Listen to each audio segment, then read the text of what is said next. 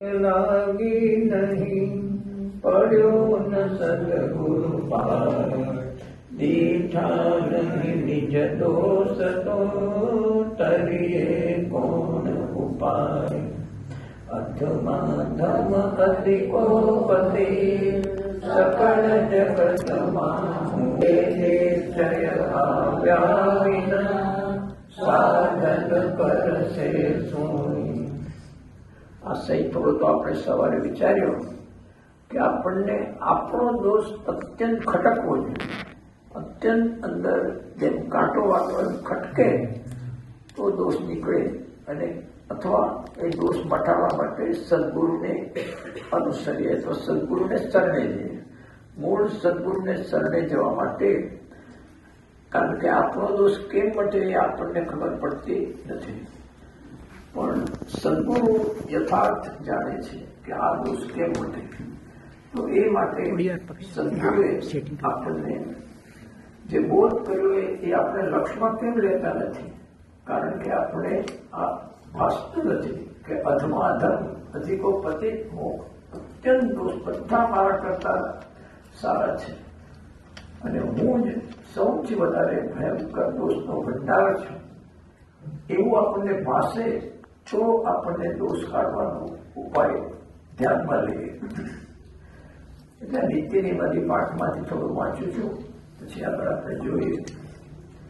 એક રીતે આપણે કહીએ તો બધા એકદમ સરસ સફેદ કપડાં પહેરીને આવ્યા હોય, અને આપણા કંઈ આવતા આવતા આપણને પાછળ કાળો ડાઘ પડી ગયો, કાળો ધાબો પડી ગયો, વરસાદમાં કંઈ ફૂગ્યો ને આપણા પડેલો કાળો ડાઘો પડી ગયો. પછી આપણને અહીંયા આવી ગયા ને ખબર પડે અરે આપણે આવો કાળો પાછળ ડાઘો છે, તો આપણે શું કરીએ? તરત જ તમે જઈ આવો જરા પડી નાખો. આ બધાની સામે આપણે શોભે. એટલે જેટલું આપણે બીજા બધા ગુણવાન દેખાય અને આપણામાં જ દોષ દેખાય તો એ દોષ મટાડવાનો પ્રયત્ન થાય.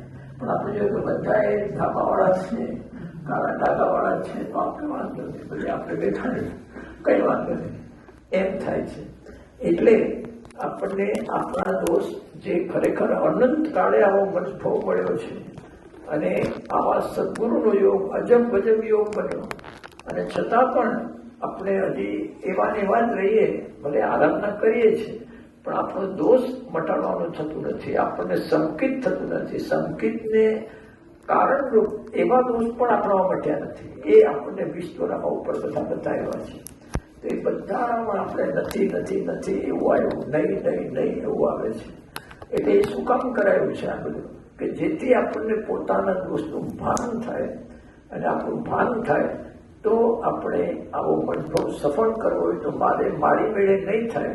મેં અનેક સાધનો અનંતવાર કર્યા છે, પણ મારે સદગુરુને શરણે જવું પડશે, અને પછી સદગુરુની આજ્ઞા પછી આપણે બરાબર ભાવપૂર્વક રાખીએ. આપણે સદગુરુને શરણે કઈક અંશે આવ્યા, પણ પાઠ બોલવાનું શરૂ કર્યું, એ ક્રિયા પકડ્યું, પણ એ કે છે એમ આપણી પરિણતિ ફેરવવી, આપણે એમના અમૂલ્ય વચન લક્ષમાં લેવા, અને આપણી સમજણ ફેરવવી કે હું દેહાદી સ્વરૂપ નથી, અને દેહ સ્ત્રી પુત્રાદિ કોઈ પણ મારા નથી, હું શુદ્ધ ચૈતન્ય સ્વરૂપ અવિનાશી, હું આત્મા છું. એવી આપણને ભાવના તો થયા જ કરવી જોઈએ. એવું લક્ષમાં રહેવું જોઈએ કે મારે કરવાનું આ છે. મજભવ એના માટે મળ્યો છે કે ભાવનું આ રીતે પલટવું કરવું. તો એ વાત આપણે લક્ષમાં આવે એટલા માટે છેલ્લે હવે આ એક ગાથા મૂકી. અધમાધમ અધિકોપતિ સકળ જગતમાં હોય, એ નિશ્ચય આવ્યા વિના સાધન કરશે શું. એટલે આપણો દોષ અત્યંત અત્યંત ખટકવો જોઈએ, પણ આપણે બીજાના દોષ જોઈએ તો ખલાસ. તો આપણે આપણા દોષ જોવાનો અથવા મટાડવાનું થતું નથી, ઉલટું એના પ્રત્યે આપણને અભાવ થાય, અને જેની સાથે રહીને આપણે સત્સંગ ભક્તિ કરવાની એના પ્રત્યે જ અભાવ કરવો. એટલે જેવો આપણા શાસ્ત્રમાં આવે ત્યારે નવો આવ્યો હોય ત્યારે આપણે બધા એક એક દેવલોકમાં છે આવેલા દેવ જેવા દેખાતા હોય, અને પછી ધીમે ધીમે થોડા એને ખબર પડે કે પાઠ ક્યાં મોડે કરવાના, એટલે પાઠ આજ્ઞા શું છે અને શું કરવાનું થોડું થોડું ખબર પડી ગયું. એટલે પાઠ પહેલું કામ શું કરે, મોડે કરી નાખે. કારણ કે બધાને હાથમાં પુસ્તક નથી. મારા એકલાના હાથમાં પુસ્તક હોય તો છોડવે નહીં. એટલે એને ખટકે એટલે પેલા એ પાઠ મોડે કરી લે. પછી શું કરવાનું? મોડે થઈ ગયા પછી હવે બીજાને સંભળાવવાનું. પોતે એમાંથી શું લેવાનું એ કરવાનું ચૂકી જાય છે કે આ પાઠ મેં મોડે કર્યો તો એમાં મને શું કહેવા માંગે છે. હજારો શાસ્ત્રો છે, હજારો ક્રિયાઓ છે, એમાંથી કાઢીને આપણને આ પાઠ આપ્યો. 20 તોરાનું આટલું બધું મહાત્મ્ય પ્રભુ શ્રી કે કૃપાઓદેવે 20 તોરાની અનુપ્રેક્ષા કરશો તો તમને વિશેષ ગુણાવૃત્તિનો હેતુ થશે, તમારામાં ગુણો આવશે. એ આપણે સાંભળીએ પણ એવું કરતા નથી. આ તો આપણે નિમિત્ત બની ગયો એટલે ભગવાનની કઈ કૃપા થઈ ગઈ કે 20 તોરા ઉપર આપણે વિચારવાનું થયું. એટલે એ મારે પણ વિચારવાનું થયું. એટલે આપણને સમજાશે કે આ જ્યારે જ્ઞાની પુરુષોનું ચરિત્ર જોઈએ તો એ બધાએ પોતાના દોષ જ જોયા છે અને દોષ જોઈને એની પાછળ પડ્યા અને કાઢ્યું છે. કૃપાઓદેવથી આપણે જોઈશું, પણ પહેલા મને થયું કે નિત્યનિવાદી પાઠમાંથીનો થોડો અર્થ એટલે આપણને જરા ભાવ વિચારવાનું થઈ જાય. પણ મેં ટૂંકાણમાં અત્યારે આપણને વાત કરી કે ભાઈ ત્યાંનો આશય સરળ ગુજરાતીમાં આપણે શું છે આ ગાથાનો આશય એ આપણને સમજાય તો આપણને એ ગાથાથી લાભ લઈશું, આપણે ખરેખર લાભ લઈશું. એટલે આમાં કહ્યું નિત્યનિવાદી પાઠમાંથી વાંચું છું કે જીવ પોતાના દોષો વિચારે, અભિમાન મૂકે તો પુરુષાર્થ કરી શકે. જેમ આપણે કહ્યું ને બધા સફેદ કપડા છે અથવા બધા જ વર્ષી તપ કરે છે તો હું એકલો નથી કરતો, તો મારે પછી કંઈક કરવું એવું થવા માંડે તો કંઈક કરીએ આપણે.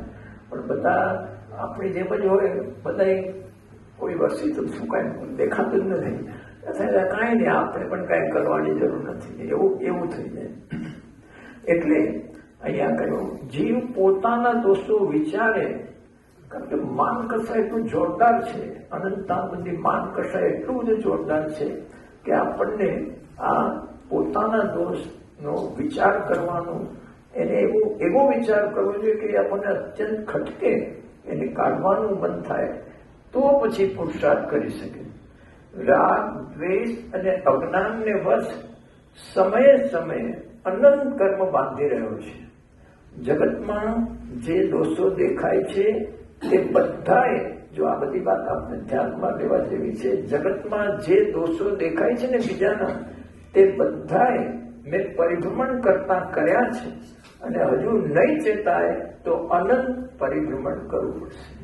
પણ આપણે બીજા પ્રત્યે અભાવ કરી નાખીએ છીએ, બીજાના દોષ જોઈને અભાવ કરી, પણ એ જોતા નથી કે આજે દોષ વાળો દેખાય છે પણ કાલે કઈ ફરી જશે. આપણને અજામેદ અશ્વમેધ કરનારા ઇન્દ્રભૂતિ ગૌતમ દેખાયા હોય તો કેવા લાગે, એના પ્રત્યે આપણને અભાવ થાય. પણ ખબર છે કે આ થોડા વખતમાં ગણધર ભગવાન તેને કેવળ જ્ઞાન પામીને મોક્ષ જશે.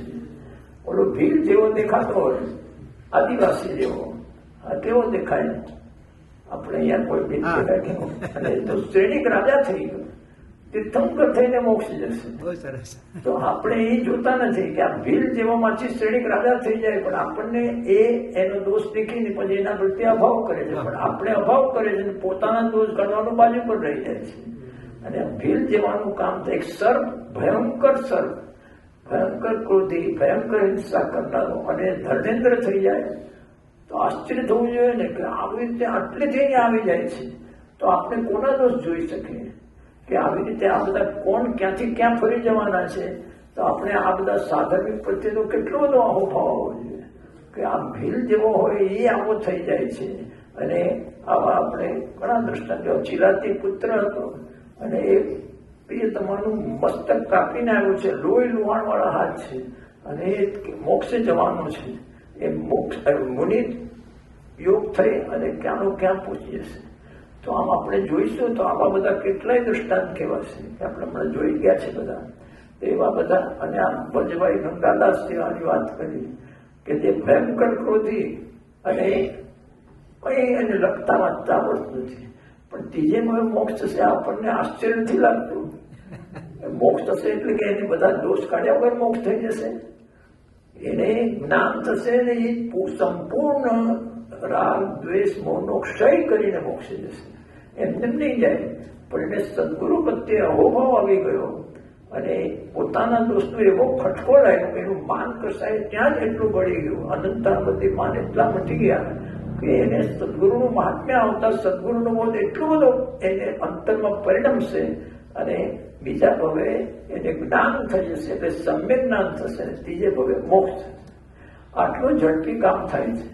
હવે આપણે ઝડપી કામ તો કરવું જ છે ને, તો કરવાનો રસ્તો એ બતાવ્યો કે આ ગાથા એટલે પ્રભુશ્રીએ કહ્યું આ ગાથા તો રામનું બાણ છે. એ રામનું બાણ એટલે પોતાને અધમાધમ ગણ્યો, પોતાને અધમાધમ ગણ્યો અને બીજાને ભગવાન ગણ્યા. એટલે કહ્યું કે સત્પુરુષમાં પરમેશ્વર બુદ્ધિ, આપણે વિચારવું છે કે સત્પુરુષમાં પરમેશ્વર બુદ્ધિ એને જ્ઞાનીઓએ પરમ ધર્મ કહ્યો છે. એ બુદ્ધિ પરમ દૈન્યત્વ સૂચવે છે. કેવી રીતે આ શું કેમ કહેતા? સત્પુરુષમાં પરમેશ્વર બુદ્ધિ એને જ્ઞાનીઓએ પરમ ધર્મ કહ્યો છે અને એ બુદ્ધિ પરમ દૈન્યત્વ સૂચવે છે, જેથી પરમ યોગ્યતાની પ્રાપ્તિ હોય છે. તેથી સર્વ પ્રાણીને વિશે પોતાનું દાસત્વ મનાય છે. જે અધમાધમ અધિકોપતિ એટલે બધા મારા કરતા બધા વિશેષ છે અને હું બધાનો દાસ છું એવો ભાવ, મને કાંઈ ખબર નથી, હું તો બધાનો દાસ છું, આવો ભાવ લાવવાનો છે. એ સત્પુરુષમાં પરમેશ્વર બુદ્ધિ આવતા થવી જોઈએ. વિચારવું જોઈએ ને કે આ કેવી રીતે થાય. ફરી વાર બોલું છું 254માં પત્રમાં. અને એ કેવું છે, એ વાક્ય કેટલું મહત્વનું કૃપાઓદય કે છે કે સંક્ષેપમાં અને 254માં કૃપાઓદય એમ કહ્યું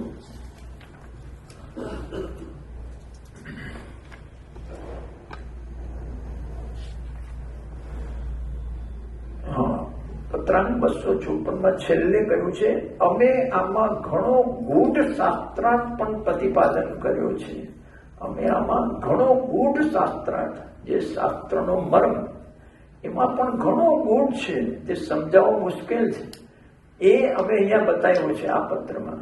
અમે આમાં ઘણો ગૂઢ શાસ્ત્રાર્થ પણ પ્રતિપાદન કર્યો છે. તમે વારંવાર વિચારજો, યોગ્યતા હશે તો અમારા સમાગમમાં આ વાતનો વિસ્તારથી વિચાર બતાવીશું. આપણામાં યોગ્યતા હોય તો કૃપાઓદય આવીને આપણને સમજાવે. પણ અત્યારે આપણે તો પોતે જ વિચારવાનું છે. તમે વારંવાર વિચારજો. માત્ર, અને ઉપર લખ્યું માત્ર તમ મુમુક્ષુઓને અર્થે ટૂંકામાં ટૂંકું આ લખ્યું છે. હજારો શાસ્ત્રને કૃપાઓદયે એક પત્રમાં મૂક્યા છે અને એક પત્રમાં પણ ઘણું સંક્ષિપ્ત કર્યું છે. તમારે એનો વિચાર કરવો અને વિસ્તાર કરવો એમ કૃપાઓદય કહે છે. માત્ર તમ મુમુક્ષુઓને અર્થે ટૂંકામાં ટૂંકું આ લખ્યું છે, બહુ જ સંક્ષિપ્ત કરી નાખ્યું છે. તેનો પરસ્પર વિચાર કરી વિસ્તાર કરવો. તમારે બધા સાથે બેસીને વિચાર કરવો અને વિસ્તાર કરવો. આમાં શું છે એટલે બધા બોલે છે ને ઇન બિટવીન લાઇન્સ, બે લાઈનની વચ્ચે શું કેવું છે એ તમારે વિચારવાનો છે આમાં. અને પરસ્પર વિચાર કરી વિસ્તાર કરવો અને તે સમજવું એમ અમે કહીએ છીએ. આ બધી આજ્ઞા છે. અમે આમ કહીએ છીએ કે તમારે આ કરવું. હવે એમાં બધા દોષ મટાડવાનો ઉપાય શું બતાવ્યો? પહેલા તો મુમુક્ષુતા આવવી જોઈએ એની વ્યાખ્યા કરી.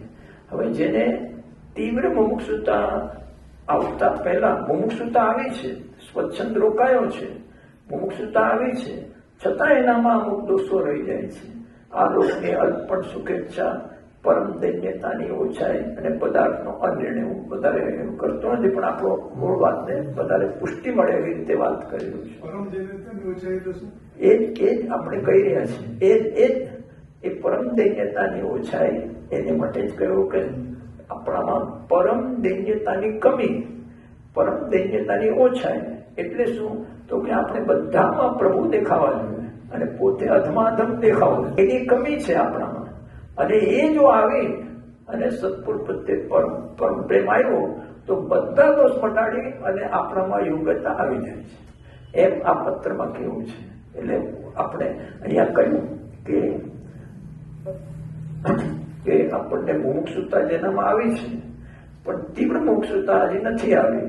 એની વચ્ચે મુમુક્ષુતા આવી છે, પણ તીવ્ર મુમુક્ષુતા આવતા પહેલા આ લોકની અલ્પ પણ સુખેચ્છા, પરમ દૈન્યતાની ઓછાઈ અને ત્રીજું છે પદાર્થનો અનિર્ણય. આ 3 દોષ છે. એ 3 દોષને લઈને બધા અટક્યા છે એમ કૃપાદેવે કહ્યું. હવે 3 દોષને મટાડવાનું કારણ શું છે? તો કે પહેલું અને ત્રીજું કારણ જવાને માટે બીજા કારણની હાનિ કરવી અને મહાત્માના જોગે તેના અલૌકિક સ્વરૂપને ઓળખવું. એટલે આ રીતે તમને મહાત્મામાં દ્રઢ નિશ્ચય થશે અને મોહાશક્તિ મટી પદાર્થનો નિર્ણય હોય છે. એટલે એ રીતે આગળ વધાય છે. પણ આપણે બીજી આમાં વાત છે કે બીજું કારણ શું છે? તો કે પરમ દૈન્યતાની ઓછાઈ. તો એના માટે શું કરવું?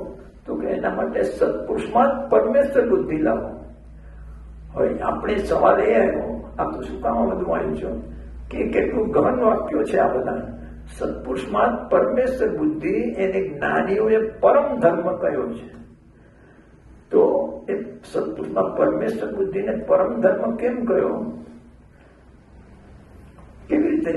સત્પુરુષમાં પરમેશ્વર બુદ્ધિ હોય એને જ્ઞાનીઓએ પરમ ધર્મ કહ્યો છે. એ બુદ્ધિ પરમ દૈન્યત્વ સૂચવે છે. જેને સત્પુરુષમાં પરમેશ્વર બુદ્ધિ આવે એનામાં પરમ દૈન્યતા આવે છે.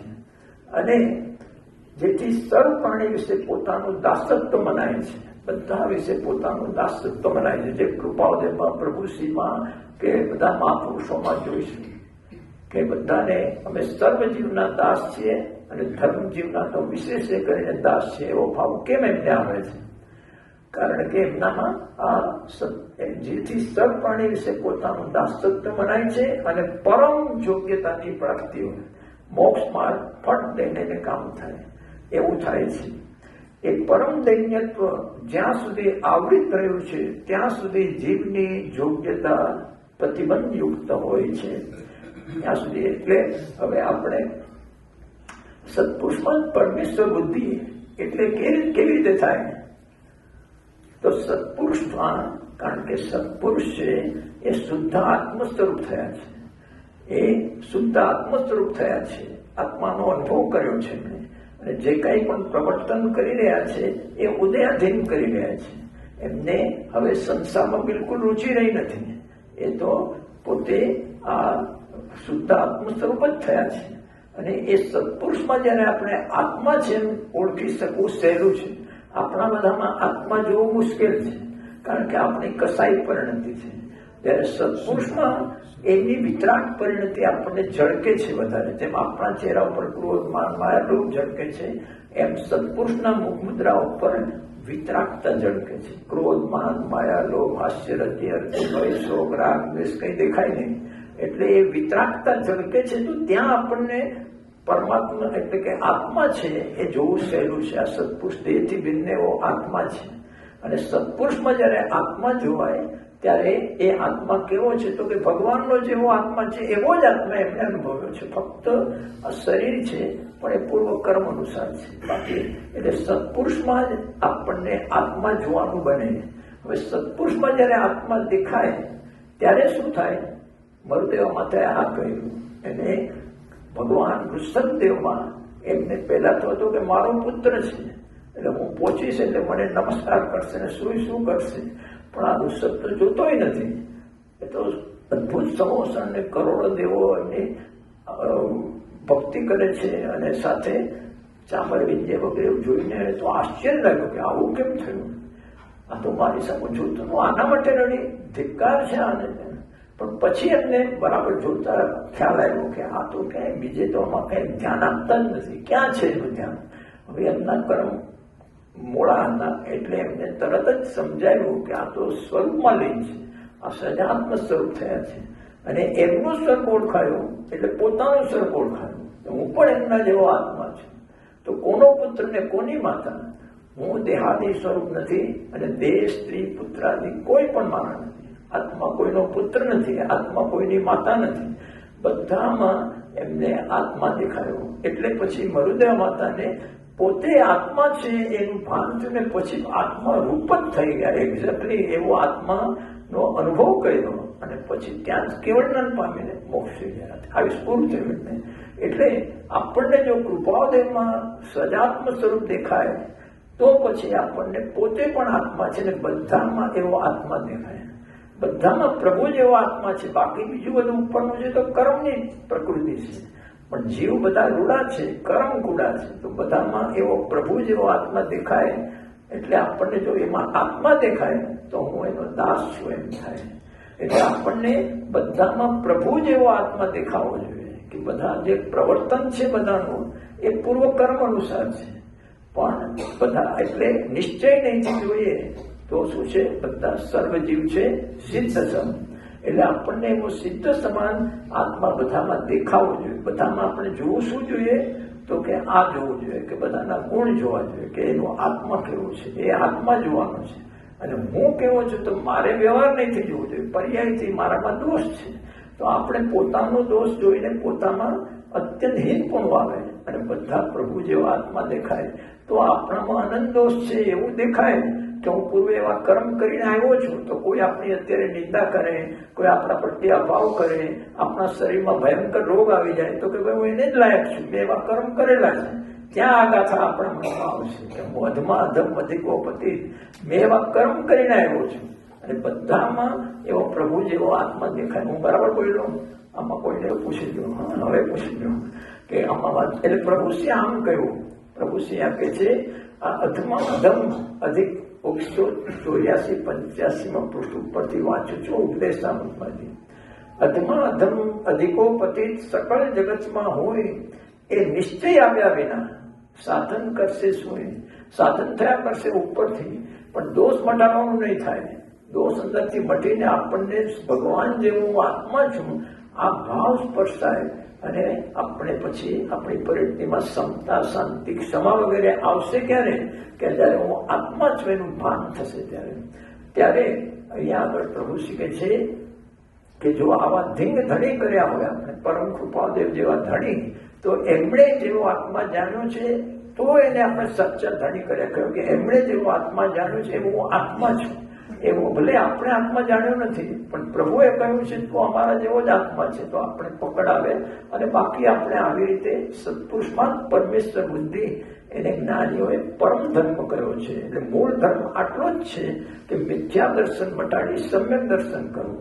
એટલે ભગવાન જેવો જ હું આત્મા છું એનું ભાન થાય તો આપણા રાગ દ્વેષ મટવાનું કારણ થાય, તો છૂટવાનું કારણ થાય. એટલે પ્રભુ શીખે છે એક ધણી કીધો હોય તો પછી વ્યાધિ, દુઃખ, પીડા હોય પણ તેને શું થાય? જેને ધણી કર્યો છે એટલે પરમ કૃપા તેમને સદગુરુ માન્યા છે. અરે આ તો બધું દેહમાં છે, હું શરીર નથી પણ તેથી ભિન્ન એવો નાયક આત્મા છું, નિત્ય શાશ્વત છું. આ વેદના માત્ર પૂર્વ કર્મની છે, એ મારું સ્વરૂપ નાશ કરવાને સમર્થ નથી, માટે મારે ખેદ કર્તવ્ય જ નથી એમ આત્માથીનું અનુપ્રેક્ષણ આવે. જો એના પ્રત્યે બ્રજભાઈ ગંગાદાસને કંઈ પણ આવે, કંઈ પણ થાય પણ એમને આવું બળ આવી જાય છે કે હા પ્રભુએ મને કહ્યું છે ને મારે ડરવાનું નથી. મેં દીવાના રાજ કા હર કિસી કો માર ડાલું, એમ પ્રભુ શ્રી કેમ બોલી શકે? કારણ કે એમને પ્રભુ પર વિશ્વાસ ને પછી એના પરિણામે પોતાને પણ આત્માનો અનુભવ થઈ ગયો. એટલે પછી એને જે કર્મને ઉદયમાં આવું હોય તે આવો ને, મારું કંઈ બગડવાનું જ નથી, કારણ કે હું તો એમણે કહ્યું એવું આત્મા છું. એવું આપણને થવું જોઈએ. તો ક્યારે થશે? આ અધમા ધર્મ અધિકોપતિ સકળ જગતમાં હોય, કારણ કે મેં એવા પાપ કર્મ કરીને જ આવ્યો છું. એટલે મારા વખાણ કોણ કરવાનું? કોઈ ન કરે, બરાબર જ છે. મને પીડા આવે, મને દુઃખ આવે તો બરાબર જ છે, કારણ કે મેં એવા કર્મ કર્યા છે. હવે મારે નરગતિમાં કે પશુગતિમાં જવું નથી. જે કર્મ ના હોય તો હમણાં આવી જાવ, કારણ કે અત્યારે મારી સાથે ધીંગ ધણીનું સરણું છે. એટલે અહીંયા કીધું એક ધણી કીધો હોય તો પછી વ્યાધિ, દુઃખ, પીડા હોય પણ તેને શું થાય? સમજ ફરી છે. આવો આવો ને બસ આવો. એને શું થાય? આવો આવો ને આવો. અહીંયા લખેલું વાંચું છો, આવો આવો ને બસ આવો. આવી જ જાઓ, તમને દેવું છૂટે છે. બીજાને એમ થાય કે આ બધું મને થાય છે, બીજાને થાય કે આ બધું મને થાય છે, મને દુઃખ થાય છે, મને વ્યાધિ થાય છે, મને પીડા થાય, મારું મારું કરે. સમજ ફરી છે તેને કોઈ ટૂંકારો કરે, કોઈ એવો તોછડાઈથી બોલાવે, ટૂંકારો કરે ને તોછડાઈથી બોલે, કડવું કહે, ગાળ ભાંડે તો જાણે કે મારા કર્મ ખપ્યા, મારા તો કર્મ ખપ્યા. ત્યારે બીજાને મને ગાળ ભાંડી, મને કહ્યું, મને મને મને થાય અને ત્યાં બંધાય. માટે મહેમાન છો માટે મહેમાન છો, 2 ઘડી દાડો છે, માટે ચેતી લ્યો અને સૌને ખમાવો. જે તમને કોઈ બધાની સાથે આપણાથી કઈ અવિનય થઈ ગયો, આપણે કોઈ સાથે વેરઝેર થઈ ગયા, તો મિચ્છામિ દુક્કડમ કે અંતરથી ખમાવો, અંતરથી એના પ્રત્યે વેરઝેર ન રમો. એમ આપણા મનમાં એવું. સુકુમારને માથે અંગારા મૂક્યા તો પણ એને એવું નડતું નથી, કારણ કે ધીંગ ધડી માથે ગયા અને હું તો મહાપાપી છું, મેં એવા કર્મ કર્યા છે એટલે આવ્યો છે. હવે આ ગાથા નથી પ્રભુશ્રીએ. અધમા અધમ અધિકો પતિ સકળ જગતમાં હોય એ નિશ્ચય આપ્યા વિના સાધન કરશે શું? આ ગાથા રામનું ગાણ છે, જેમ તેમ નથી. અધમાધમ એટલે પોતે દોષ વાળો થયો અને બીજાને માથાના મુગટ બનાવ્યા. પ્રભુશ્રીના શબ્દો એનો ભાવાર્થ આપણે સમજી શકાય કે આપણે બીજાના દોષ નહીં જોવાના, બીજામાં પ્રભુ જેવો આત્મા છે એમ જોઈએ. એટલે એને માથાના મુગટ બનાવ્યા અને પોતે પોતાના દોષ જોવા કે મેં પૂર્વે એવા કર્મ કરેલા જ છે એટલે મને આવવાનું જ આવું બરાબર છે એમ જ જોઈએ. પણ આપણે જો છૂટું હોય તો આટલો આનંદ થાય. જેટલા કર્મ ખપે તો આનંદ થાય કે નહીં, કે આપણે મોક્ષે જવાય છે. પાર્શ્વનાથ ભગવાન કમઠને ઉપસર્ગ કરે, કમઠ પાર્શ્વનાથ ભગવાનને ઉપસર્ગ કરે, ધર્મેન્દ્ર ઉપસર્ગ નિવારણ કરે. પાર્શ્વનાથ ભગવાનને બંને પ્રત્યે ક્ષમતા ભાવે છે કે કમઠ પ્રત્યે દ્વેષ નહીં અને ધર્મેન્દ્ર પ્રત્યે રાગ નહીં, કારણ કે બંને મને મોક્ષે લઈ જવા મોટી મદદ કરી રહ્યા છે. ત્યારે આપણને કોઈ એવું કહે ત્યારે આપણે તરત એના પ્રત્યે ઉલટું લઈ લે કે મેં આનું આટલું ભલું કર્યું છતાં મારી સાથે આવું, પછી તારી સાથે એવું કરે, કારણ કે તે કર્મ તો દેવું મોટું કર્યું છે એટલે તારી સાથે થવાનું. અને કૃપાઓને પણ પોતાના દોષ જોઈએ, પ્રભુશ્રી પણ પોતાના દોષ જ જોઈએ. એકવાર પર્યુષણના દિવસોમાં જે 5મે દિવસે ભગવાનનો જન્મ વંચાય, આશ્રમમાં વંચાય, બધા ભગવાનનું જન્મ વાંચન થાય. તો જન્મ વાંચન વંચાઈ રહ્યું છે અને તુલસી ભર સભામાં ધ્રુસકે રડી પડ્યા. પ્રભુ છે તો કોણ પૂછ્યું? એકદમ મોટા ધ્રુસકા પૂર્વક રડ્યા. એટલે કોઈ પૂછી નહીં શક્યું. તો પછી શારદાબેન પંડિત ડોક્ટર હતા, એ એમની સેવામાં હતા. સાંજના પછી દેવવંદન વગેરે થઈ ગયું. તબિયત જરા એવી હતી, નર્મ જ હતી, પણ છતાંય પછી પ્રભુશ્રી પાસે એટલે ડોક્ટર તરીકે જઈ શકે. અને એમણે પૂછ્યું એમને કે તમે આજે આટલું બધું ધ્રુસકે રડી પડ્યા, કેમ રડી પડ્યા? તો કે આ મહાવીર ભગવાન હવે છેલ્લી વાર માના ગર્ભમાં આવ્યા, હવે એમને નવો જન્મ જ લેવાનો નથી. એમના બધા કર્મ ખપી ગયા અને હવે એ તો મોક્ષે જશે અને અમારે માથે હજી કર્મ ભારી છે, હજી અમારે કર્મ ખપાવવાના બાકી છે. અમારા કર્મને અમે રડતા હતા કે અમારા કર્મ હજી ક્યારે ખપશે. અને ગાંધી તારા માટે તો કર્મના પોટલા છે, પણ તને ખબર જ નથી કે તારે કેટલા કર્મ બાકી છે. અને આ એટલે પ્રભુશ્રી પોતાના દોષનો આવી રીતે ખટકો ઉભો કરે છે. એટલે એ આટલી સ્વભાવ છે જ્યાં એમને બધા ભગવાન તરીકે પૂજે છે, ભગવાન તરીકે બાપા એટલે ભગવાન જ માનતા હોય. અને પેલા આશ્રમનું નામ પણ શ્રીમદ લઘુરાજ સ્વામી આશ્રમ બોર્ડ હતું, પણ પછી પોતે બોર્ડ ઉતરાવી દીધું અને શ્રીમદ રાજચંદ્ર આશ્રમનું. એકવાર એક બીજો પ્રસંગ આપણે કહીએ કે મુનિ મોહનલાલજી અને પ્રભુશ્રીને બીજા થોડા 2-3 મુખો સવારે કડકડતી ઠંડીમાં પણ 3 અધ્યાય કરે, શાસ્ત્ર અભ્યાસ કરે. હવે એકવાર પ્રભુશ્રીજીને જરાક તબિયત બરાબર નથી એટલે થોડા મોડા આવ્યા અને પછી સ્વાધ્યાય શરૂ થઈ ગયો. ટાઈમ થયો એટલે સ્વાધ્યાય થઈ ગયો. પછી થોડા મોડા આવ્યા હશે એટલે પ્રભુશ્રીએ પૂછ્યું, ભાઈ શું વાત આવી ગઈ અત્યારે, જરા વાત કહો. મુનિ મોહનલાલ જરા ઉતાવળમાં જરા ગડબડીઓ બોલી ગયા, શોર્ટમાં પતાવી દીધું. તો પ્રભુશ્રીએ જરા કડક શબ્દમાં એમને કહી દીધું કે તમે આવી રીતે કહેવાય, શું કહેવાનું છે મારે આશે, એમ જરા કડક કહેવાય ગયું. પણ પછી તો વાત પતી ગઈ. મુનિ મોહનલાલ તો બીજું બોલી ન શકે. પણ પછી બપોરે સભામાં વાંચન થાય એ પ્રભુશ્રી ભર સભામાં ઊભા થઈ ગયા. ઊભા થઈ અને મુનિ મોહનલાલજીની માફી માંગી, પ્રભુ આ સવારે મારાથી આવેશમાં બોલાઈ ગયું અને ધિક્કાર છે મને, મિચ્છામિ દુક્કડમ. પ્રભુશ્રી ભર સભામાં કહીને છે આમ, એમને કોઈ એવું નથી કે હું અધમાધમ છું, મારા દોષને મારે ટાળવા જ છે. તો એમને દોષની માફી માંગતા જરાય શરમ નહીં આવે. ઉલટું ભર સભામાં જ્યાં બધા ભગવાન તરીકે માને ત્યાં માફી માંગી ત્યારે મુનિ મોહનલાલ કે નહીં, તમે મારી ભૂલ થઈ ગઈ. એ વધારે નીચા નમીને નમસ્કાર કરે છે. આ ઉપદેશ સામૃતમાં છપાયું નથી, પણ આ ઉપદેશ સામૃત અનએડિટેડ છે, એમાં લખેલું છે આ બધા આખું.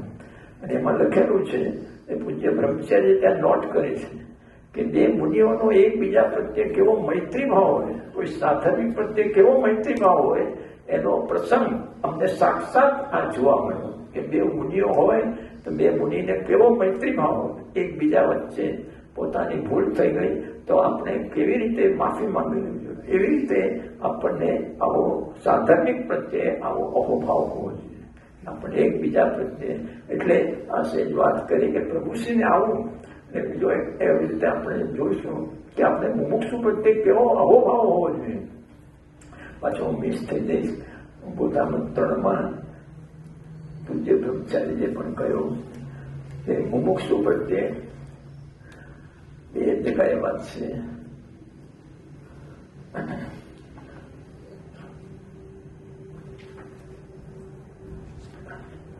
278મો પત્ર બોધામૃતમાં, જૂના બોધામૃતમાં,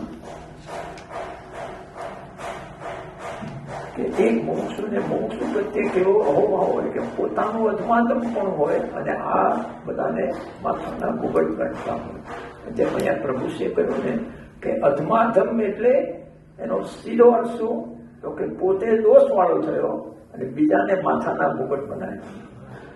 બીજું બધું દુઃખ સુખ, ઘરડો જુવાન નાનો મોટો ભાઈ તેને આત્મા નહીં ગણવું. સંસારમાં દુઃખ ને દુઃખ છે, પાર આવે એવું નથી, અપાર દુઃખથી ભરેલો છે. એક કૃપાદેવ નહીં વચમાં રહી ગયું, એટલે કીધું કે અપાર દુઃખથી ભરેલો છે. અહીં આવ્યો તો પણ દુઃખ, હરતા ફરતા પણ દુઃખ. આટલું કહું છું કે પરમાર્થ છે, કઈ સ્વાર્થ નથી, તેમ સંભળાવા પણ નહીં. કરજો મૈત્રી ભાવ, પ્રમોદ, કારુણ્ય અને મધ્યસ્થ ભાવ. આ કરજો તમે, કરવા જેવું આ છે. બધામાં પ્રભુ જેવો આત્મા જોઈએ અને જે સાધનિક છે ત્યાં તો ખાસ ધ્યાન રાખજો. આ લક્ષ રાખે તો બેડો પાર, એમ પ્રભુજી કહે છે. આ લક્ષ રાખે તો બેડો પાર. આ જેવા તેવાના વચન નથી. એક કૃપાદેવ હાજરા હજુર બેઠા છે. આ ગયા તે ગયા, ફલાણા ભાઈ મરી ગયા એમ બોલે છે, પણ ઓળખાણ નથી. સર્વાત્મામાં સમ એટલે બધા આત્મા છે એવું ઓળખાણ કરવાનું છે. આ ફલાણા ભાઈ ગયા મરી ગયા, સર્વાત્મામાં સમદ્રષ્ટિ લ્યો. આ વચનને હૃદય લખો. શું એને ભૂલી જઈશ? આવું પ્રભુ કહે છે કે સર્વાત્મામાં સમદ્રષ્ટિ લ્યો. આ વચનને હૃદય લખો. શું એને ભૂલી જઈશ? ના ના, એ કડીને સંભાળવા જેવી છે, ચિંતામણી છે. તૈયાર થઈ જાઓ. આ કેવું છે એટલે આ આટલા શબ્દનો અધમા દંપતિકોપતિનો આશય આવો લેવાનો છે. આપણે થોડી આ બોધામૃતમાં એક વાત એમને મૂકી છે કે બે જગ્યાએ આપણે કદાચ જોઈશું. અહીંયા 278મા પત્રમાં કહ્યું, પૂજ્ય એ કોઈ ભાઈ ત્યાં આહોર રાજ મંદિરમાં કામ કરે છે. આહોરમાં રાજ મંદિરમાં કોઈ સેવક તરીકે, નોકર તરીકે રહ્યા છે. ભક્તિમાં આવે છે. કોઈ ભાઈ એમને પત્રમાં લખ્યું હશે કે ભાઈ ત્યાં નોકરી કરે છે પણ ભક્તિમાં આવે છે અને સત સાધન દીધું છે, એટલે 3 પાઠ વગેરેનો નિયમ એમને લીધેલો છે. તે જાણ્યું પરમ કૃપાદેવ પ્રત્યે શ્રદ્ધા દ્રઢ થાય તે બધા સત સાધનનો પ્રથમ પાયો ગણવાયો કે છે. આ એકડો છે. એકડો ન હોય અને પછી મીંડા કેટલું એ કરો પણ એની કિંમત મીંડું જ આવે. એ તો એકડો શું છે તો કે પરમ કૃપાદેવ પ્રત્યે શ્રદ્ધા દ્રઢ થાય તે બધા સત સાધનનો પ્રથમ પાયો બનવાયો છે. વખત મળતો હોય, એ જિજ્ઞાસા હોય તો જીવન કળાના વાંચનથી કે સાંભળવાથી સત્પુરુષ પ્રત્યે પ્રેમની વૃદ્ધિ થાય તેવું છે. ગમે તેવો એની બાજુમાં બીજી બાજુ ગમે તેવો જગતમાં મોટો માણસ ગણાતો હોય, ઘણો ધનવાન હોય, કેટલું બધું માનપાન હોય, પણ સત્ય વસ્તુ જે આત્મ સ્વરૂપ છે તેથી વિમુખ હોય, એટલે પરમ કૃપાદેવથી વિમુખ હોય, પરમ કૃપાદેવ પ્રત્યે શ્રદ્ધામાં કચાશ છે, તેના કારણ એટલે જે સત્ય વસ્તુ જે આત્મ સ્વરૂપ છે તેથી વિમુખ હોય તેના કારણે સત્પુરુષના વચન, તેમના ભક્તોનો સમાગમ, આ બધી બાબતો મળવી જેને મુશ્કેલ છે તે અત્યારે મોટો ગણાતો હોય તો પણ સમજુજનો તેને દુર્ભાગી કે અભાગ્યો ગણે છે. ભલે ગમે એટલું ધન સંપત્તિ હોય, માન મોટાઈ હોય, આવડત હોય, બીજું ગમે એટલું હોય, પણ તેને સત્પુરુષ પ્રત્યે, સત્પુરુષના વચન પ્રત્યે, તેમના ભક્તોનો સમાગમ, આ બધું મળવું મુશ્કેલ છે. તે અત્યારે મોટો ગણાતો હોય તો પણ સમજુજનો તેને દુર્ભાગી કે અભાગ્યો ગણે છે. અને જેને તેવા આત્મહિતના સાધનો સુલભ થયા છે અને જેને આવા સદગુરુના વચન, તેમના ભક્તોનો સમાગમ એ જેને સુલભ થયા છે, તેને માટે બહુમાન, આદર, રુચિ, પ્રેમ જાગ્યા છે. તે ગમે તેવો ગરીબ ગણાતો હલકો નોકર હોય કે પશુ હોય તો પણ તે દેવ તુલ્ય છે, એમ મહાપુરુષો કહે છે. આ વાત બહુ વિચારવા યોગ્ય છે. એટલે જે પરમ કૃપાદેવની જેને ભક્તિ જાગે એ સાધર્મિક છે, તો એના પ્રત્યે આપણને કેટલું બહુમાન હોવું જોઈએ? તો કે બીજો એ ભલે ગરીબ હોય, હલકો નોકર હોય, પશુ હોય, તો પણ તે દેવ તુલ્ય છે. અને મહાપુરુષો એને આવી રીતે આપણને કંબલ સંબંધ જેવું બે બળદની વાત કરી હતી, પણ પ્રભુશ્રીએ એને પણ સારી રીતે રાખવા, કારણ કે એનું સમાધિમન થવાનું છે એને એ રીતે. અને આશ્રમમાં રાયણનું વૃક્ષ છે એ પણ ભવ્ય જીવ છે, એને કાપશો નહીં, એમ પ્રભુશ્રીએ કહેલું. ત્યાં પ્રભુશ્રીએ ભક્તિ વગેરે ઘણી કરેલી છે.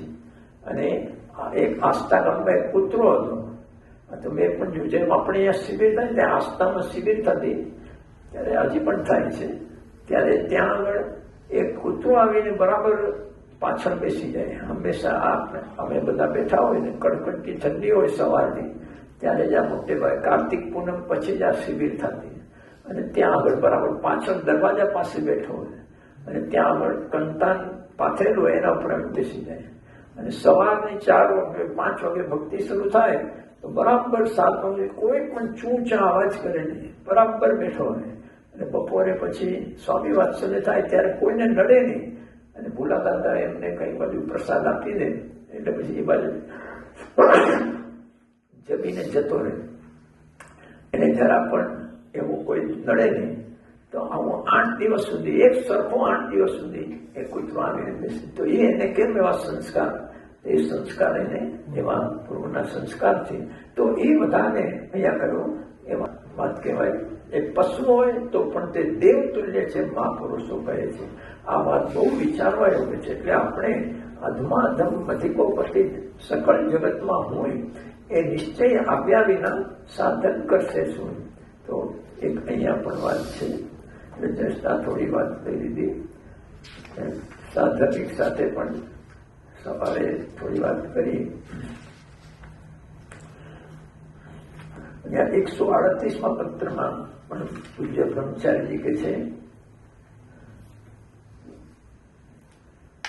સર્વની પ્રકૃતિ સરખી હોતી નથી અને આપણું ધારેલું સંસારમાં પણ નથી થતું. તો ધર્મની બાબતમાં આપણું ધાર્યું કરવાનો આગ્રહ એ ઊંધી સમજ જ છે. પરમાર્થની જેને જિજ્ઞાસા વર્તે છે તે જીવે તો હું કંઈ જાણતો નથી એવો વિચાર દ્રઢ કરી સદગુરુ શરણે લેવાયું છે. મારાથી સર્વ સારા છે. અધમા અધમ અધિકોપતિ સકળ જગતમાં હોય એ નિશ્ચય આવ્યા વિના સાધન કરશે શું? એ રોજ બોલીએ છીએ તે આચરણમાં મૂકવાનો અવસર સમૂહમાં રાજ મંદિરમાં વર્તતા હોઈએ ત્યારે છે. કોઈ પણ વાતની ખેંચાતાણ ન થાય. અને એટલે ધામણ ગામની વાત છે. આ ધામણ ગામમાં બધા મુમુક્ષુ હતા ને અહીંયાથી જે બ્રહ્મચારી વગેરે ગયા ત્યારે અત્રેથી આવેલા બધા મુમુક્ષુઓ તમારો સંપ જોઈને ચકિત થઈ ગયા કે એક જણ કહે ઉત્સાહથી બધા કામ ઉપાડી લે છે. જાણે દેહના અનેક અંગોમાં એક જીવ હોય તેમ ત્યાં સર્વ મુમુક્ષુઓમાં એક આત્મા સદગુરુ પ્રેમ જણાય છે. આ તમારી ખ્યાતિ ટકી રહે. એક જ ગુરુના શિષ્યોમાં જે પરસ્પર પ્રેમ હોવો ઘટે એમાં વિક્ષેપ ન પડે તેમ વર્તવા સર્વને મારી નમ્ર અરજ છે જી. અને એટલે કોઈની ભૂલ હોય તો ન કહેવી એમ નથી કહેવું, પણ અત્યંત વાત્સલ્યતાથી આપણે કેવું જોઈએ એમ અહીંયા એમ કોઈ મોક્ષ દ્વારા, જરા વચમાંથી વાંચી રહું છું, તેમ કોઈ મોક્ષ દ્વારા આપણા ધારવાથી વિરુદ્ધ વર્તન થઈ ગયું હોય તો તેને વાત્સલ્ય ભાવથી, હૃદયની ખરી ઊંડી લાગણીથી, ધર્મ સ્નેહથી પોતાનાથી બને તેટલો સમજાવવા પુરુષાર્થ કરવો. તેમ છતાં ન માને તો તેના તે કર્મની તીવ્રતા, ઉદાસીનતા રાખવી, પણ દ્વેષ કોઈ પ્રત્યે કર્તવ્ય નથી. આ અધમાધમ અધિકોપતિત સકળ જગતમાં હોય એટલે કોઈ પ્રત્યે દ્વેષ કર્તવ્ય નથી.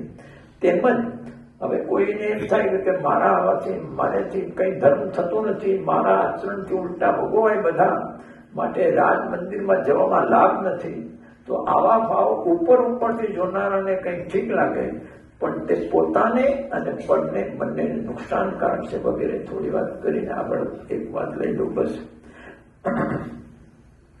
માટે જેને જન્મરણના ત્રાસમાંથી છૂટવું હોય તેણે તો સત્પુરુષના વચનો, તેનો આશ્રય અને તેના આશ્રિત મુમુક્ષો પ્રત્યે પ્રેમ વર્તમાન કરવા યોગ્ય છે. તેથી શ્રદ્ધા પોસાય છે. ઠીક છે, આટલી વાત આપણે જરા. પરિણામ શું આવે? આપણે કદાચ દ્વેષ કરીએ, આપણે અભાવ કરીએ, તેનું રિઝલ્ટ શું આવે? એ અનંતાનંદી ક્રોધ છે. એટલે આપણને સત્પુરુષનો બોધ અંદર ઉતરે જ નહીં. આપણે બધા સત્સંગમાં બેઠા અહીંયા અત્યારે આવ્યા, પણ જો કોઈ પ્રત્યે અભાવ હશે તો ભક્તિ સત્સંગમાં જે બોધ થાય એની અસર નહીં આવે, કારણ કે કશાય પરિણતિ એના મનને અસ્થિર કર્યા કરે છે. એટલે કશાય પરિણતિ બોધ અંદર ઉતરવો જોઈએ એમ ઉતરે નહીં. એટલે જે 100% લાભ થવો જોઈએ એનો 5% લાભ થાય, આવો બધો ફરક પડે. અને એમાં પણ જો વધારે અભાવ થાય તો એ કોની પ્રત્યે અભાવ છે? સદગુરુ પ્રત્યે અભાવ છે. કારણ કે બે મોક્ષો આપણે કૃપાદેવની પ્રભાવના કેવી રીતે થશે? કૃપાદેવની પ્રભાવના બરાબર જ પામવા આવે છે. એવું મનમાં આવું ગોઠવાઈ જાય છે. એ જો એ વાત મેં પૂછ્યું એટલે પાછું છો આમાંથી હું બોલવું એના કરતા આમ થાય. એટલે પરમ કૃપાદેવનું યોગબળ જૈવંત વર્તે છે, પણ તે મોક્ષ જીવો દ્વારા જ વર્તશે. પરમ કૃપાદેવનું યોગબળ જૈવંત વર્તે છે, પણ તે મોક્ષ જીવો દ્વારા જ વર્તશે. માટે જેટલી પવિત્રતા મુમુક્ષુ જીવનમાં પ્રગટશે તેટલું તેનું યોગબળ વિશેષ વર્તમાન થતું જગતમાં જણાશે.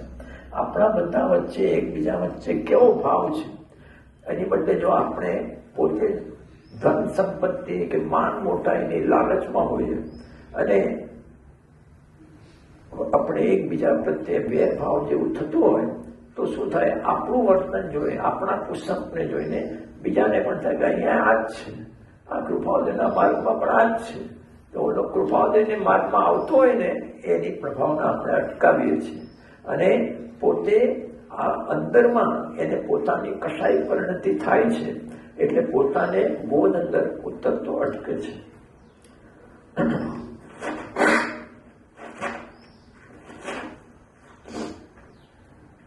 એટલે અહીંયા લખેલું વાંચું. તે માટે આપણે એટલે કૃપાદેવનું યોગબળ કોનાથી વધશે? મુમુક્ષુઓથી વધશે. અત્યારે ભલે કૃપાદેવનું યોગબળ છે, પણ માટે અહીંયા કહ્યું જેટલી પવિત્રતા મુમુક્ષુ જીવોના આચરણમાં પ્રગટશે તેટલું તેનું યોગબળ વિશેષ વર્તમાન થતું જગતમાં જણાશે. તે માટે લોભની મંદતા કરી, સત્તાની બદીથી બચી, ભક્તિભાવમાં પરસ્પર પ્રેમ સહકાર એક દિલીથી પડશો તો પ્રથમ તો આપણા અંતઃકરણમાં જ તેનો પ્રભાવ સ્પષ્ટ શાંતિ રૂપે ઝળકશે અને જગતમાં તે ઢાંક્યો નહીં રહે. કોઈ હીરા ઉપર સૂર્યનું કિરણ પડે, કોઈ હીરા ઉપર સૂર્યનું કિરણ પડે અને કોઈ ઠીકરા ઉપર એટલે માટીના ઠીકરા ઉપર પડે, પણ હીરાના ચળકાટથી જે જુએ તેની આંખ આકર્ષાય, દિલમાં પ્રસન્નતા પ્રગટાવે. પણ ઠીકરા ઉપર તેનું તે કિરણ પડતા ઠીકરાની કાળાશ પ્રગટ કરી ત્યાંથી દ્રષ્ટિ ખેંચી લેવા પ્રેરે છે. આમ આપણા અંતઃકરણ સાચી શ્રદ્ધાવાળા બનશે. આપણા અંતઃકરણ સાચી શ્રદ્ધાવાળા બનશે તો જરૂર સ્વ પરની પ્રગતિનું કારણ બનશે. અને જો એકબીજાની ઈર્ષ્યા, આપણે એકબીજા વચ્ચે ઈર્ષ્યા થશે, નિંદા અને લોભ, અતિ સ્વાર્થ, લંપટતા, એટલે પોતાને 1 રૂપિયાનો લાભ થતા હોય તો ઓલાને 98 રૂપિયાનો નુકસાન ભલે થાય, મારું સારું થવું જોઈએ, એવી સ્વાર્થ, લંપટતા અને સંસાર વાસનાથી ગંધાતા રાખશું.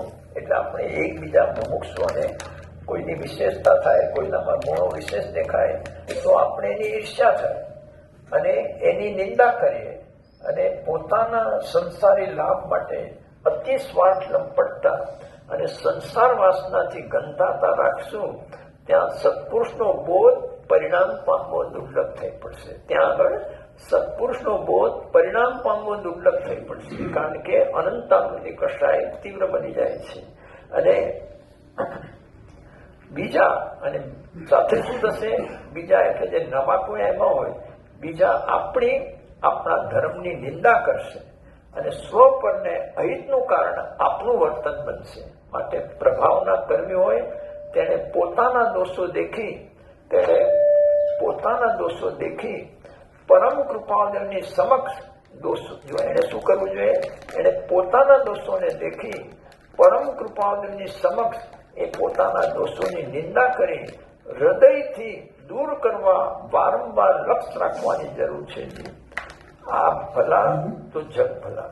એટલે આપણે પોતે પોતાની પરિણતિ સુધારવાનો પ્રયત્ન કરવો જોઈએ. પણ એટલા માટે આપણે અહીંયા વાત કરી કે અધમા અધમ વધિકો પોતે બીજા બધા ગુણવાન દેખાય અને હું પોતે અનંત દોષનું ભાજન છું એમ પોતાના દોષ જોવે કે મેં પૂર્વે એવા કર્મ કરેલા છે અને પોતાના દોષની નિંદા કરે તો આ ભલા તો જગ ભલા એવી કહેવત છે.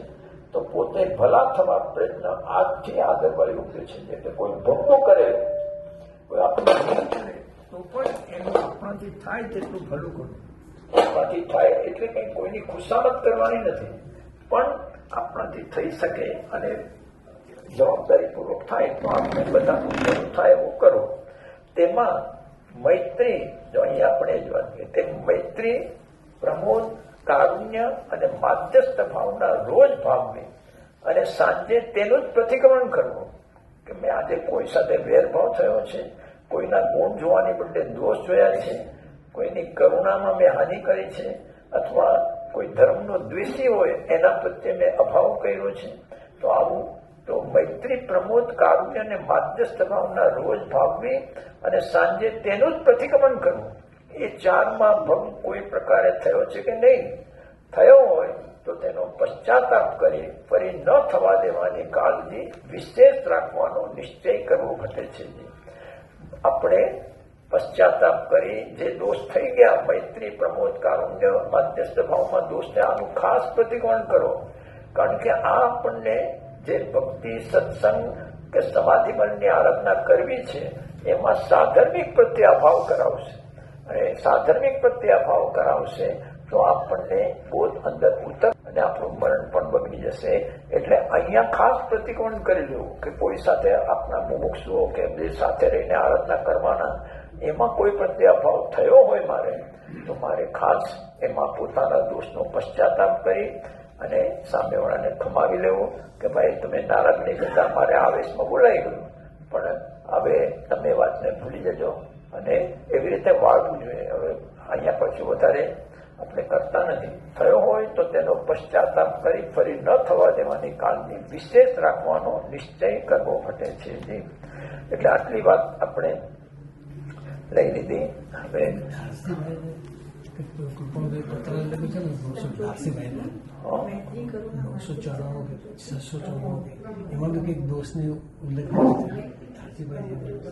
મને યાદ નથી ગયું, તમે કહ્યું હશે પણ એટલે આપણે જે વાંચતા હતા અત્યારે કે એટલે કૃપાળદેવ પણ પોતાનો દોષ જોઈએ અને પ્રભુશ્રી પણ પોતાનો દોષ જોઈએ, એની વાત આપણે કરી. એટલે અહીંયા કહ્યું આપણે જે નિત્ય નિવાદી પાઠમાંથી વાંચતા આપણે આમ આગળ આવ્યા. એટલે અહીંયા કહ્યું એ વાંચી લો, ફરી વાંચું છું. જીવ પોતાના દોષો વિચારે, અભિમાન મૂકે તો પુરુષાર્થ કરી શકે. આપણને પોતાના દોષોનો ખટકો ઉભો થાય તો પછી એને ખૂંચે એવી રીતે વિચારીએ તો પછી પુરુષાર્થ કરી શકે. રાગ, દ્વેષ અને અજ્ઞાનને વશ સમયે સમયે અનંત કર્મ બાંધી રહ્યો છે. જગતમાં જે દોષો દેખાય છે તે બધાએ મેં પરિભ્રમણ કરતા કર્યા છે, અને હજુ નહીં ચેતાય તો અનંત પરિભ્રમણ કરવું પડશે. આપણે અનંત કાળ આ પ્રમાણે રખડવું પડશે. એક આત્મા મારો છે, છતાં પરમાં અહમત્વ, મમત્વ થઈ ગયું છે, અને ગાઢ કર્મને લીધે આત્માની અનંત શક્તિઓ અવરાઈ ગઈ છે. જો કૃપાદેવે પણ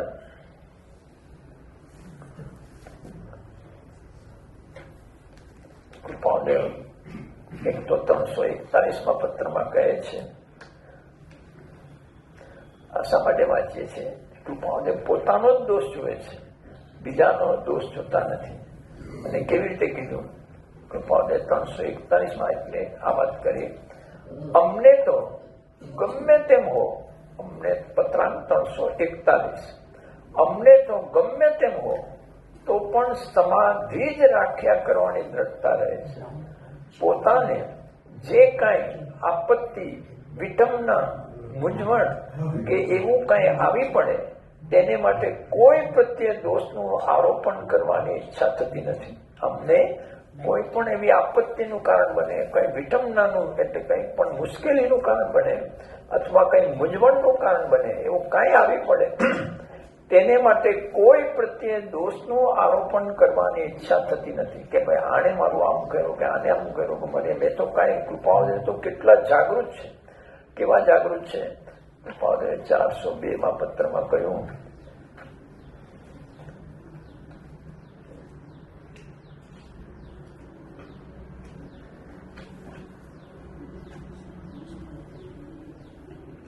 સમાજના પત્રમાં લખ્યું કે કેવા જાગૃત છે.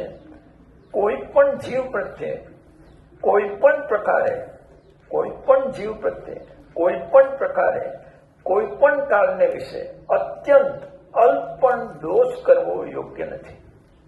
એ વાત, એવી વાત જેને પરમોત્કૃષ્ટપણે નિર્ધાર થઈ છે. શું કીધું? કોઈ પણ જીવ પ્રત્યે કોઈ પણ પ્રકારે, કોઈ પણ કાળને વિશે અત્યંત અલ્પ પણ દોષ કરવો યોગ્ય નથી. એવી વાત જેને પરમોત્કૃષ્ટપણે નિર્ધાર થઈ છે. આ વાત શા માટે આપણે વાંચીએ છીએ? કે કૃપાઓને તો કોઈ પણ જીવ પ્રત્યે જરા પણ દોષ ન થાય એની એટલી બધી જાગૃતિ વાળા છે. એવા ચિત્તને નમસ્કાર કરીએ છીએ. કોઈ પણ જીવ પ્રત્યે, ત્રીજી વાર વાંચું છું, કોઈ પણ જીવ પ્રત્યે કોઈ પણ પ્રકારે, કોઈ પણ પ્રકારે, કંઈ પણ મનથી, વચનથી, કાયાથી અથવા કંઈ પણ કશાયમાં આવીને કે વિષય વૃત્તિ એવી કોઈ પણ કારણે, કોઈ પણ કાળને વિશે અત્યંત અલ્પ પણ દોષ કરવો યોગ્ય નથી.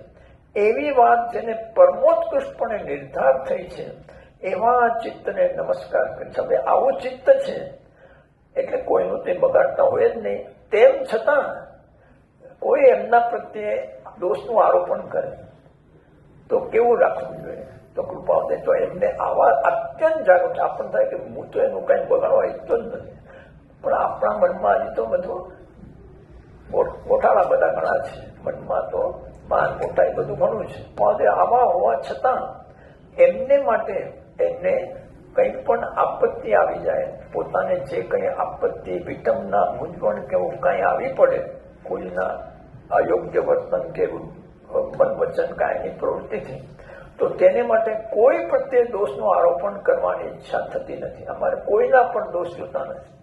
અમે કર્મ બાંધ્યા છે માટે અમારો દોષ છે. તેમ પરમાર્થ દ્રષ્ટિએ જોતા તે જીવનો દોષ છે, પરમાર્થ દ્રષ્ટિએ જોતા તો અમારો પોતાનો જ દોષ છે. વ્યવહારિક દ્રષ્ટિએ જોતા નહીં જેવો છે. હવે અત્યારની દ્રષ્ટિએ જોઈએ તો અમારો દોષ નથી, પણ અમે એમ નથી જોતા કે સુકુમાર એમ નથી જોતા કે ભાઈ ચલો આને મેં તો કાંઈ એનું બગાડ્યું નથી, તો આ સત્સંગ આમ કેમ કરે છે? પણ મેં પૂર્વે એવું કરેલું છે, આ એ જે કરી રહ્યો છે એ બરાબર જ કરી રહ્યા છે. આ કર્મ છેતરાતા નથી, આપણે છેતરાય છે. કર્મ જે પ્રમાણે ગોઠવે છે એ જે થાય છે તે યોગ્ય જ માનવામાં આવે. જે થાય છે તે મેં એવું કરેલું છે અને મને મોક્ષે લઈ જવા માટે જ આ થઈ રહ્યું છે. એ કૃપાઓને આવી રીતે જુએ છે. અને એટલે તેમ પરમાર્થ દ્રષ્ટિ જોતા તે જીવનો દોષ છે. વ્યવહારક દ્રષ્ટિએ વ્યવહારિક દ્રષ્ટિએ જોતા નહીં દેવો છે. અને જ્યાં સુધી જીવની વ્યવહારિક દ્રષ્ટિ હોય છે કે એને મારું આમ કર્યું ત્યાં સુધી પારમાર્થિક દોષનો ખ્યાલ આવવો બહુ દુષ્કર છે. ભગવાન મહાવીર સ્વામીને કેટલા ઉપસર્ગ પરીક્ષા આવ્યા, રામ ભગવાનને પણ કેટલાક પરીક્ષા આવ્યા.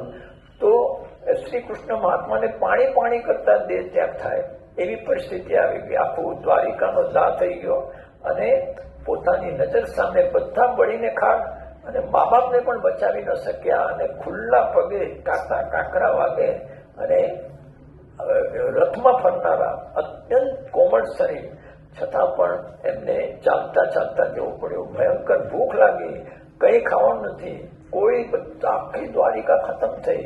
અને પાછી વખત કેવો આવ્યો કે પાણી થાય છે કે ખાધા વગર તો ચાલો પણ પાણી વગર ચલાશે નહીં. પણ કોઈ પણ તે દોષ દેતા નથી. અને એવું થાય અને પછી બલરામ પાણી લેવા ગયા ને સૂકા પાંદડાની પથારી પર સુવાનો વખત આવ્યો. આવા 3 ખંડના અધિપતિ એમને પણ આવી પરિસ્થિતિ આવી, પણ કોઈ પ્રત્યે એવો દોષ કરતા નથી કે અમે જ કર્મ બાંધ્યા છે માટે અમારો દોષ છે. અને તે વખતે સમતાભાવમાં રહ્યા અને સુતા છે ને ત્યારે જરાકુમારે તીર માર્યું તો કેટલો ત્રાસ થવો જોઈએ. ઉલટું ત્યારે જરાકુમાર નજીક આવ્યો અને પશ્ચાતાપ કરવા લાગ્યો તો કે ભાઈ તું જલ્દીથી ઉલટા પગે વયો જજે, એટલે બલરામ આવશે તને જીવ તો છોડશે નહીં, માટે તું જલ્દીથી ભાગી જાય અહીંયાથી. હવે આવી સમજણ આ એની સમ્યક દ્રષ્ટિની નિશાની છે. તો મહાપુરુષોની આવી દ્રષ્ટિ હોય છે. તો આપણે એટલે એ એમ જ જોઈએ છે કે અમારું જ પોતાની જ ભયાનક દોષનું પોતાનું અધમાધમ વધીકોપતિ સકળ જગતમાં હોય એવો એને બળવાન નિશ્ચય રાખે ત્યારે એ પોતાને પરિણતિને સુધારી શકે છે. અને એ પ્રમાણે અહીંયા પણ કહ્યું ને પ્રભુશ્રીને આપણે વાત કરી ગયા. એટલે એક બીજું પણ અહીંયા કૃપાદેવે 495 પત્રમાં કહ્યું. કયો નંબર છે? 37માં. હા, એટલે એમણે કહ્યું કે એટલે જે કંઈ પણ એમની નિંદા થઈ છે એના માટે, અથવા એમણે કહ્યું કે જે પરમાણુ પૂર્વ કાળે ભેળા કર્યા છે તે હળવે તેને આપી દઈ ઋણ મુક્ત થવું એ જ તેની સદા સૌપયોગી વાણી શ્રેષ્ઠ અને પરમ જિજ્ઞાસા. જે પૂર્વ કર્મ છે જેનું જેટલું ઋણ છે મારે ચૂકતે કરવું છે, બસ આપણે છૂટવું છે. જે પરમાણુ પૂર્વ કાળે કોઈના લીધા છે અને એ બધાનું જેનું જેટલું ઋણ છે બસ એનું ચૂકતે કરવું છે. એટલે એમણે 50,000 રૂપિયા જે રેવાશંકરભાઈ પાસેથી લેવાના હતા એ આ વખતના બિઝનેસ પ્રમાણે ભાગીદારી છૂટી કરી એટલે પોતે નીકળી ગયા ત્યારે 50,000 રૂપિયા એમને લેવાના હતા રેવાશંકરભાઈ પાસે, પણ એ દેવું માફ કર્યું.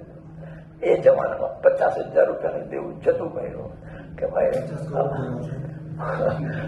એમણે શું કામ કહ્યું કે ભાઈ જેટલું રેવાશંકરનું લેણું છે એ ચૂકતે કરવા માટે તેને ભાગીદારીમાં રહેલા અને બાકી ઘરવાળા બધાનું જે લેણું છે એ ચૂકતે કરવા માટે સંસારમાં રહ્યા છે.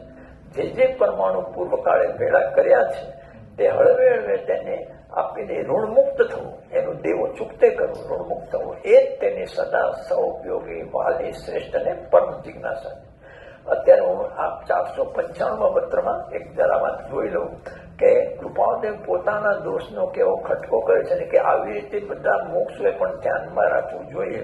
એમ 495 પત્રમાં કૃપાદેવને જે ઉપાધિ યોગ છે, હવે કૃપાદેવ તો પૂર્વકર્મ હતા પણ છતાં એમ નથી કહેતા, પણ શું કે છે પત્રાંક 495માં કહ્યું, મારા ચિત્તની વ્યવસ્થા જોતા મને પણ એમ થાય છે કે મને કોઈ પણ પ્રકારે આ વ્યવસાય ઘટતો નથી. હવે મારે આ વ્યવસાય મૂકવો જ જોઈએ. અવશ્ય ઘટતો નથી. જરૂર, અત્યંત જરૂર આ જીવનો કોઈ પ્રમાદ છે. આમ એમ નથી કહેતા કે કર્મનો ઉદય તો હવે એમને પોતાની અંતર પરિણતિની તપાસ કરી રહ્યા છે. કૃપાદેવ બરાબર તપાસી રહ્યા છે અને એમ લાગી રહ્યું છે હવે કે હવે હું જરા હવે રહ્યો છું ને તો કંઈ પ્રમાદ છે મારો, એવું એમને લખ્યું. બાકી એમને તો કર્મનો ઉદય છે એટલે જ રહ્યા છે સંસારમાં, છતાં પણ આવી રીતે લખ્યું કે મને પણ એમ થાય છે કે મને કોઈ પણ પ્રકારે આ વ્યવસાય ઘટતો નથી, અવશ્ય ઘટતો નથી. જરૂર પછી કે જરૂર પર ભાર આપવા માટે અત્યંત જરૂર આ જીવનો કોઈ પ્રમાદ છે. નહીં તો પ્રગટ જાણ્યું છે એવું જે ઝેર તે પીવાને વિશે જીવની પ્રવૃત્તિ કેમ હોય? અથવા એમ નહીં તો ઉદાસીન પ્રવૃત્તિ હોય તો પણ તે હવે ઉદાસીનપણે આ કરવું જોઈએ, પણ એ ઉદાસીનપણે પણ હવે પ્રવૃત્તિઓ કોઈ પણ પ્રકારે પરિસમાપ્તપણું ભજે એમ થવા યોગ્ય છે. નહીં તો જરૂર જીવનો કોઈ પણ પ્રકારે દોષ છે. આમ કૃપાળુ કહે છે કે અમારો આ દોષ છે. અને પછી કીધું કે વારંવાર મને મારા દોષ માટે એમ લાગે છે કે જે દોષનું બળ પરમાણથી જોતા મેં કહ્યું છે કે મારો આ દોષ પોતાને આટલો ભયાનક લાગે છે, પણ બીજા આધુનિક જીવોના દોષ આગળ, એટલે આપણા બધાના દોષ આગળ મારા દોષનું અત્યંત અલ્પપણું લાગે છે. મારો દોષ અત્યંત અલ્પ છે. જોકે એમ માનવાની કઈ બુદ્ધિ નથી. એટલે ભલે બીજા બધાની સરખામણીમાં મારો દોષ અલ્પ જ છે, નહીં જેવો છે, પણ અમે એમ માનતા નથી. અમે તો એકદમ મધ્યસ્થતાથી અપક્ષપાતપણે પોતાના દોષનો એવો ખટકો ઉભો કરે છે કે એટલે એ દોષને મટાડીએ જ છૂટકો કરે. એટલે પછી અમારે આમાંથી હવે જરૂર છૂટવું જ જોઈએ. જોકે એમ માનવાની કઈ બુદ્ધિ નથી, તથાપિ સ્વભાવે એમ કઈ લાગે છે. છતાં એટલે એમનો દોષ નહીં જેવો છે, આપણા બધાની અપેક્ષા એ દોષ જ નથી. છતાં કોઈ વિશેષ અપરાધીની પેઠે જ્યાં સુધી અમે આ વ્યવહાર કરીએ છીએ ત્યાં સુધી અમારા આત્મામાં લાગ્યા કરશું. તમને અને તમારા સંગમાં વર્તતા કોઈ પણ મોક્ષને કંઈ પણ વિચારવા જોગ જરૂર આ વાત લાગે છે કે અમે અમારો દોષ આટલો બધો પૂછે છે એમ જોઈએ છે, તો તમારે બધાએ પણ તમારો દોષ આટલો પૂછે એમ જોવાવો જોઈએ.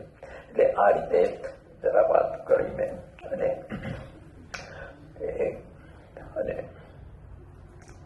પછી જોઈશું. હવે સમય જો છે એટલે જરાક આ નિત્યનિવાદી પાઠમાંથી વાંચી લો અને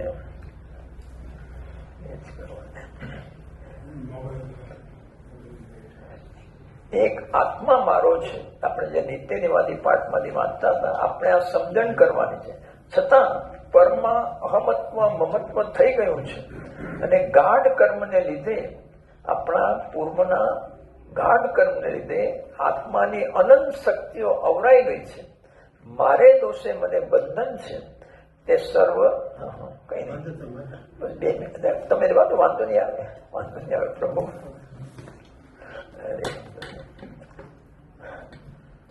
હું રાખું છું. છોડો તમે છોડો, બસ આમ રાખીશ. ચાલો. એટલે અહીંયા કહ્યું કે મારે દોષે મને બંધન છે તે સર્વ કર્મ બંધનનો કરતા હું જ અનંત કાળથી અનંત દોષોનું ઘર બની રહ્યો છું. મારે દોષે મને બંધન છે તે સર્વ કર્મ બંધનનો કરતા હું જ અનંત કાળથી અનંત દોષોનું ઘર બની રહ્યો છું. દોષો કરવા અને તેનું અભિમાન કરવું એ અધમા અધમનું લક્ષણ છે. તેમ હું મારું સ્વરૂપ ભૂલીને કર્મરૂપી દોષથી પ્રાપ્ત થયેલ કુળ, રૂપ, બળ, વિદ્યા, ધન, સંપત્તિ વગેરે બાહ્ય સામગ્રીમાં અભિમાન કર્યા કરું છું. ઉપદેશ સાંભળવા છતાં પણ હું મારા દોષો છોડતો નથી. માટે આખા જગતમાં મારા જેવો કોઈ અધમ પાપી નથી. કોઈની પાસે થોડા પૈસા હોય અને માને કે મારી પાસે તો પૂરતું છે, જો એ થોડા હોય પણ એમ માને કે મારી પાસે તો પૂરતું છે, તો વધારે કમાવા પ્રયત્ન ન થઈ શકે. મારી પાસે કંઈ નથી, ઘણું મેળવવું છે એમ વિચારે તો મહેનત કરે. તે પ્રમાણે આપણે પોતાના દોષો વિચારી અભિમાન મૂકે તો આત્માના અનંત ગુણો, સત સુખ વગેરે મેળવવા પુરુષાર્થ કરી શકે. આપણે આપણા દોષો વિચારી અને આપણી પાસે જે ઉપરથી આપણે ધર્મની ક્રિયાઓ કરીએ છીએ અથવા આવી રીતે આપણને કંઈ પૂર્વના પુણ્યથી કુળ, રૂપ, બળ, પૈસો, ધન વગેરે સંપત્તિ મળી એનું અભિમાન કર્યા કરીએ તો આપણા દોષ મળતા નથી. માટે આપણે આ રીતે આપણે પોતે પોતાના દોષો વિચારી અભિમાન મૂકે તો આત્માના અનંત ગુણો સત્સુખ વગેરે મેળવવા પુરુષાર્થ કરશે. એટલે અધમાધમ અધિકોપતિ સકળ જગતમાં હોય. આપણો જ દોષ આપણને એવો પૂછવો જોઈએ, બીજામાં બધામાં ગુણ જોવા જોઈએ. એટલે જીવ અનાદિકાળથી ભિખારી જેવો છે, માટે હવે આત્મા પ્રાપ્ત કરવાની સામગ્રી મળી તો ચેતી જવું. અનાદિકાળથી આ ભિખારી જેવો છે, માટે હવે આત્મા પ્રાપ્ત કરવાની સામગ્રી મળી તો ચેતી જવું. અભિમાન મૂકી ને પુરુષાર્થ ન કરે તો સાધન મળ્યા છે તે વૃથા જાય, અને જેમ ઊંચેથી પડેલો વધુ પછડાય તેમ સંસારમાં દીર્ઘકાળ રખડ્યો. એટલે આપણે અત્યારે આ અધમાધમ અધિકોપતિ સકળ જગતમાં હોય આ જરા વાત આપણે કરી જે રીતે જો, પણ પછી હવે આગળ છેલ્લી ગાથાનું આપણે રાતના વાત કરી લઈશું. જય બોલો. બોલો શ્રી મહાવીર સ્વામી ભગવાન કી જય. ત્રિલોકનાથ નાથ કી જય. પરમ